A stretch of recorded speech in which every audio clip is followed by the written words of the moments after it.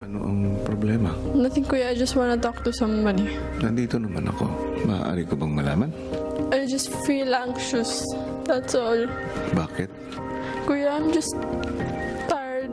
Kasi everything is new and it's very hard for me to adjust. Kasi Kuya, I feel a tension in my kapwa housemates, especially the girls. I feel like they don't like me. Especially Heaven. I don't want it that way kasi we're supposed to be sisters. Meron ba siyang ipinakita sa'yo na hindi mo nagustuhan? Kuya, she ignores me purposely, that's all. But kasi parang ini-ignore niya ako lagi. They're not including me in their conversation. Are they mad at me? No! Ano pag-usapan niyo? Don't enter muna ka.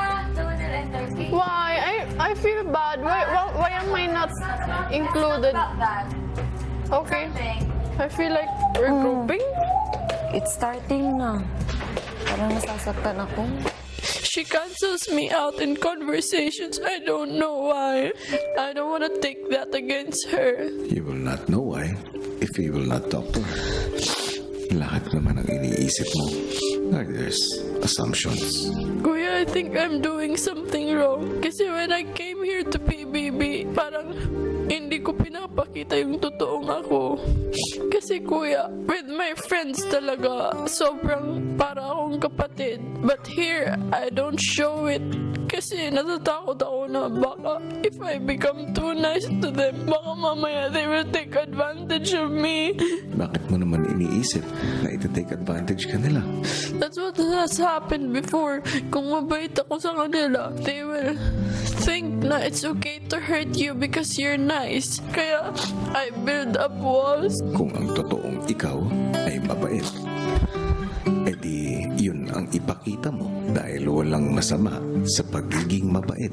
Totoo that there will be people who will take advantage. But don't generalize. Siguro nangyari na ito sa iyo sa labas ng aking bahay, but give your housemates a chance. I would like you to have fun inside my house. At hindi mangyayari yung kisses kung palagi kang nag-iisip ng kung ano ang opinion sa'yo ng iba. Thanks, Kuya. Ano ang problema? Nothing, Kuya. I just wanna talk to somebody. Nandito naman ako. Maaari ko bang malaman? I just